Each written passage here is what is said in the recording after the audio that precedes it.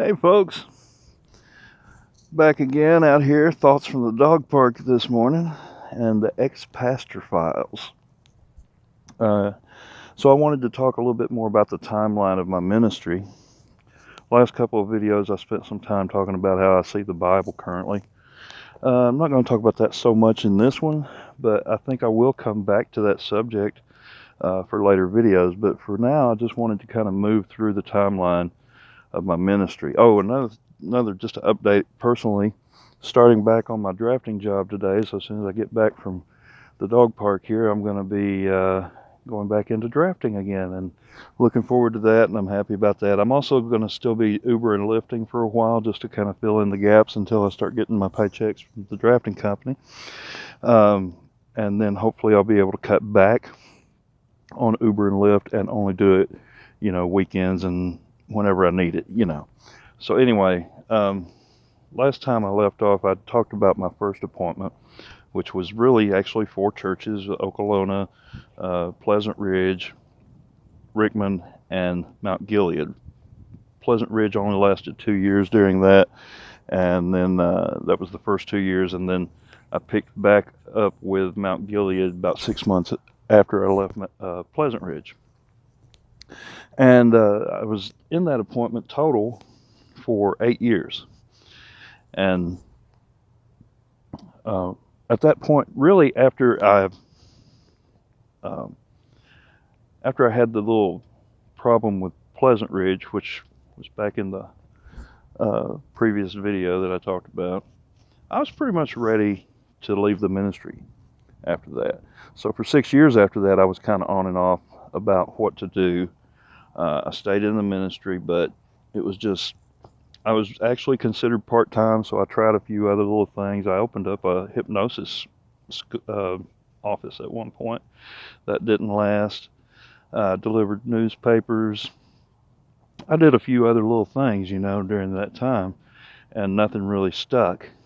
And then I started talking about, well, maybe if I went full-time and made more money, I'd feel a little better about things. And so I was talking to my district superintendent, and he said, really, there's nothing here full-time in this district. You would have to move. And so that's what I did. I decided I'd go ahead and move.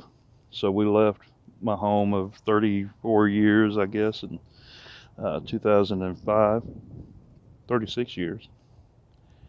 And we moved to Dover. That was our first traveling, I guess, movement appointment. Sorry about that. And we were in Dover for 3 years, and I had Wyatt's Chapel, Rose Valley, and New Haven.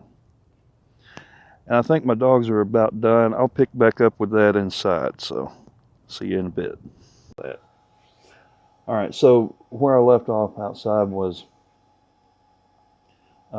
my first appointment away from home, which was technically my second appointment. We're 8 years into the ministry. New Haven, Wyatt's Chapel, Rose Valley, great appointment. I had a parsonage right beside Wyatt's Chapel. That was the biggest church of the 3. We moved out of our home, tried renting it for a while. That didn't work out, and so we ended up selling the house, which I later regretted. But at that time, it didn't bother me too bad. We stayed there at the Wyatt's Chapel Charge for 3 years, and it was great. I didn't have anybody that attacked me. I had a couple people that kind of aggravated me a little bit, but nothing serious. It was really, overall, they were a great group of people. I loved them. They loved me.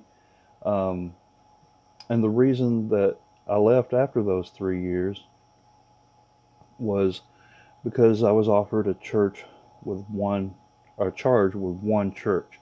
Now, for 11 years, I had been preaching 3 churches every Sunday, and I was ready as I told you before, even when I came to this second appointment, I was burned out and really ready to leave the ministry. I was just trying to keep it going, I guess, at that point. So the reason that I left that charge was not because I didn't like it, not because I felt like I needed to move so much, as I wanted a charge with only one church. So that's what they found for me. They found a charge where the pastor was taking some slack from the church members, and we basically switched charges. He came up to the Wyatt's Chapel charge. I went down to his, and this was New Johnsonville. And that one, let me tell you the mistake I made. And I'm not going to name any names just in case they ever do see this video. I don't want to call anybody out. But if these people are watching at any time, I want to say that I'm sorry if I offended you. But here's my point of view of what happened. The first day that we were moving into the parsonage, we did it all ourselves at that time with a U-Haul. And so we had unloaded everything at Wyatt's Chapel, and we drove down to New Johnsonville, and we'd unloaded everything at New Johnsonville. We were so tired. And a church member came over and invited us over for dinner. And I know they were trying to be friendly, but we were so tired, we really didn't feel like getting out and visiting with anybody right then. We just wanted to, settle in, maybe get some takeout and rest. And so I said, can we do this another time? We're really tired. And I offended them by not accepting the invitation. And for the rest of my time, I was there for 2 years. For my rest of my time at New Johnsonville, these people didn't like me. And it seemed to me like they made things hard intentionally on me. Like they just wanted to get rid of me. So I did hang in there for 2 years. Now, during this appointment is when, and I'm going to have to talk to my son before I post this, but I'm sure he'll be okay with me talking about this. During this time, I had 3 major things happen to me, or maybe even more than that. First of all, my daughter, we found out it was on Halloween one year. We was about to go out trick-or-treating, and she passed out in my arms, and took her to the hospital and found out she was diabetic. So that was a big stressor. Also during that time, my grandfather passed away, who I was very close to and loved very much. I was in the process of writing a book. I didn't really at the time realize it was going to be a book. I kind of had some thoughts I might eventually do it, but at this time I was reading scripture and posting about it every day on a blog. And so we found out my daughter was diabetic. My grandfather passed away. And then my son came to us, and honestly, I'd been kind of suspecting that this was coming for a little while, but he told my wife first, and then they told me that he was gay. And we were the first people he told anything about this to. And, I actually struggled with it a little bit. I kept thinking, did I do something wrong? Could I have done something different? And even though I had always felt like that there was people who were born that way and couldn't help it. It wasn't a choice. I guess I kind of wanted to talk him out of it in a way. And so we struggled around that quite a bit. And this is also a subject I want to come back to at some point. I really had a lot of difficult time. And during this time, like I say, I'm reading the scripture every morning. I read through the Old Testament once, the New Testament twice. I wrote about it every day on this blog. So if you read that book, it's called Connections to the Vine. 700 pages. It's a daily devotional for a year is what it is. But I think you can sense that I was going through some difficult times. And then on top of all that, these folks at the church didn't like me, and I think were kind of pushing me out, trying to push me out. But it wasn't just them, you know. Just what I'm trying to say is I had a lot of issues at this place. And this would actually be this is my third appointment now. So New Johnsonville. So now we've went through the Overton County charge, my first appointment. We went through the White's Chapel charge, my second appointment, and New Johnsonville, Mount Pisgah. That's my third appointment. One more thing I do want to say about that church, and again, not going to name any names, but after my son came out and told me that he was gay, I started I wanted to kind of rally for gay people in the church, because I knew that there was, and I knew there was some folks in the congregation that were that way, that were homosexuals. And so what I did is I went on this website that listed churches that were friendly and accepting to gay people and not judgmental. And I put our church in.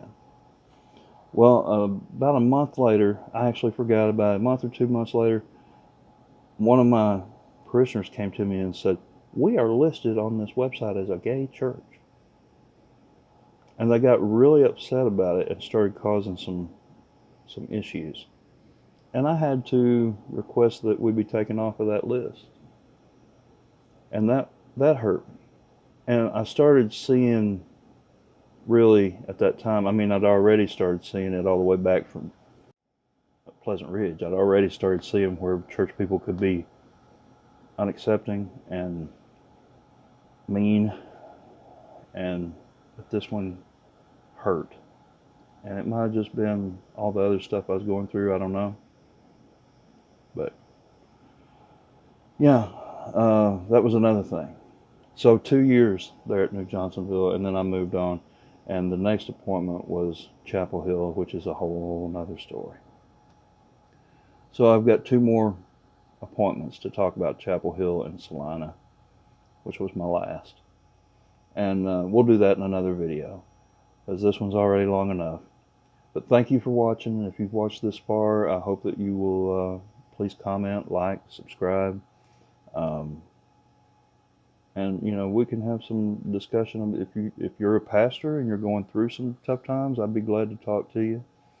If you have a pastor that's going through hard times, I'd be glad to talk to you about that. But there's a lot of ways to contact me in the description. If you're interested in my book, Connections to the Vine, it's still available on Amazon. And you know, I could not go back now and write that book now. It was me at that time. It was like a year out of my life, basically. And you can see me struggling with things, I think, if you read through it. But anyway, that's about it for now. Thank you again for watching. Like, comment, subscribe, and catch you later.